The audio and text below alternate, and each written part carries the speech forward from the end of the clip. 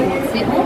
मैं यहाँ DGT science हूँ और हमारे यहाँ मिनी साइंस सेंटर को लगभग लगे हुए ऑलमोस्ट 1 साल हो चुका है और उसका जो हमारे अपने पढ़ाने में जो योगदान रहा है वो आज आप यहाँ देख सकते हैं कि हमने नेशनल जो साइंस चैलेंज है वो अपने यहाँ ऑर्गेनाइज कराया और क्लस्टर लेवल का भी हमारे ही यहाँ वेन्यू था और उसके बाद बच्चे जो है वो जोनल लेवल तक पहुँच पाएंगे। यहाँ से बच्चे जो जीतेंगे वो आगे फाइनल्स तक पहुँचेंगे, तो फिनाले में वो सब बच्चे बैंगलोर जाने वाले हैं जैसे कि हमने ऐसा सुना हुआ है।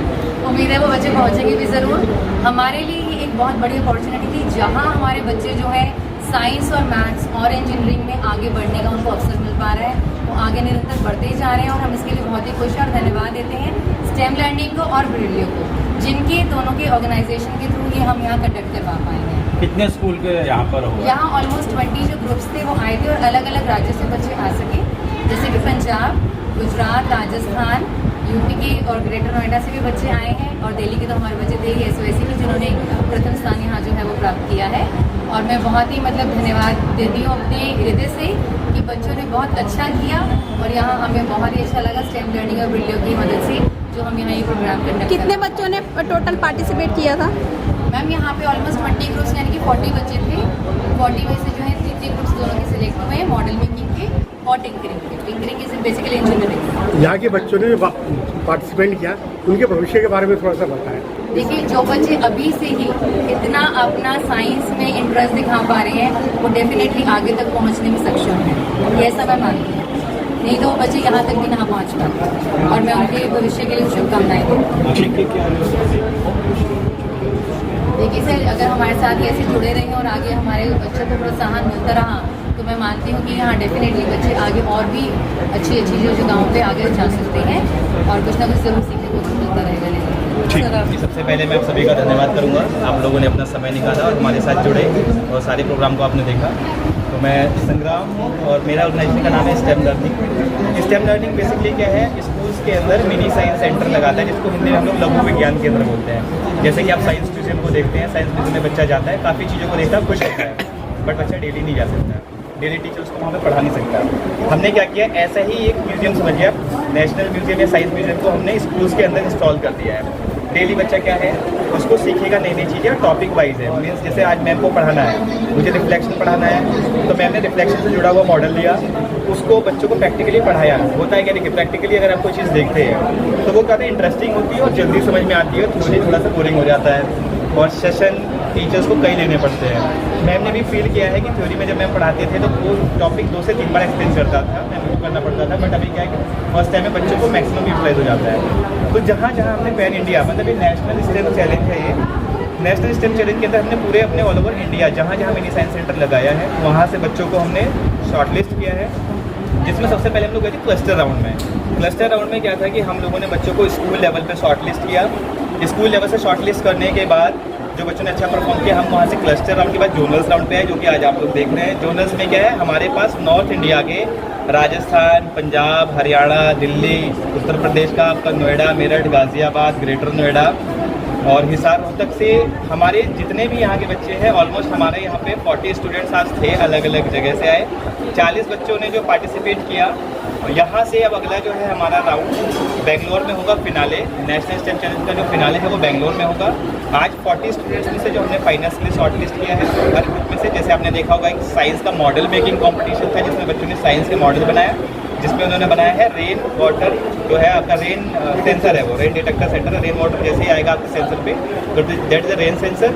और दूसरा जो बच्चों ने बनाया है टिंकरिंग में, जो इंजीनियरिंग एंड टिंकरिंग का पार्ट था, सेकंड पार्ट, उसमें उन्होंने बनाया वाटर लेवल इंडिकेटर, जो हम देखते हैं कि घर में हमारे पानी के टैंक फुल हो जाते हैं और ओवरफ्लो करते रहते हैं। तो ये 2 आज हमारा कॉम्पिटिशन का पार्ट था।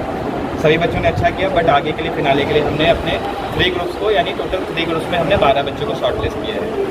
आगे मैं हैंड ओवर करूँगा हमारे प्रोग्राम मैनेजर विकास पांचाल सर को, जो आपको आगे के लिए संबोधित करेंगे। सर, जिस तरीके से NCERT के काफ़ी पैटर्न चेंज हो गए हैं और अगर हम बात करें जिसमें स्टेम जो है वो साइंस और मैथ्स को लेकर काफ़ी चलता है, तो क्या पैटर्न चेंज होने से बच्चों के लिए क्या जो बेसिक हमारा फोकस है NEP है, new education policy. New education policy में ना स्टेम को बहुत एम्फेसाइज किया गया है, स्टेम एजुकेशन को।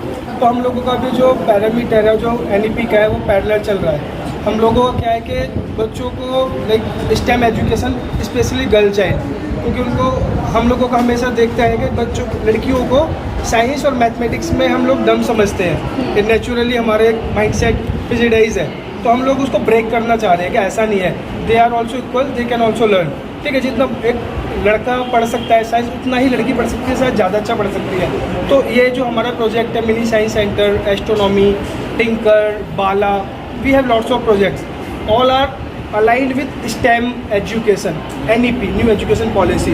हम लोगों का सिंपल है कि हम लोग बच्चों को अपॉर्चुनिटी देंगे और उनका जो साइंस के लिए एक डर है, मैथमेटिक्स के लिए जो डर है, जो हमारे अंदर भी होता था, उसको ख़त्म करेंगे। वो हम अगर 10th क्लास में ख़त्म करना चाहेंगे तो डिफ़िकल्ट है, हम लोग उसको 5th क्लास में टेकअप कर लेते हैं।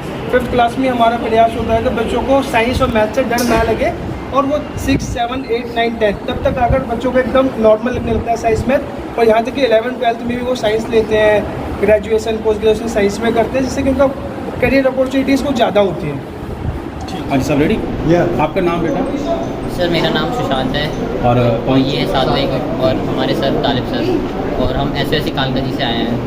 हमने ये इस कंपटीशन में वाटर लेवल इंडिकेटर बनाया था और ये इस तरह से काम करता है।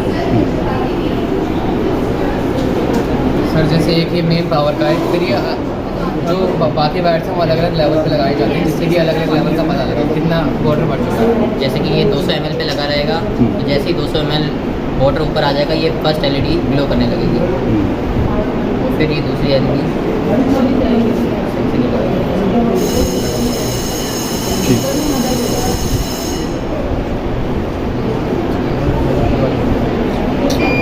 और इसी तरह ये जो बजर वाली वायर है ये टॉप पे लगेगी, और जैसे ही मतलब टॉप तक पानी आ जाएगा, इससे एक पता लग जाएगा कि ये टॉप तक टैंक बढ़ चुका है, बजर बजेगा उससे। ठीक।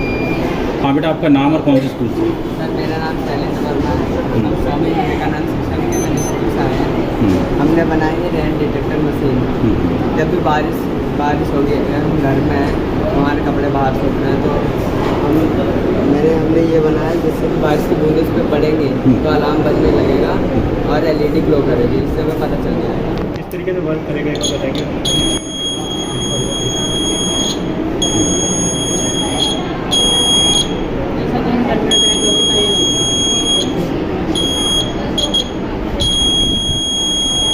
ठीक।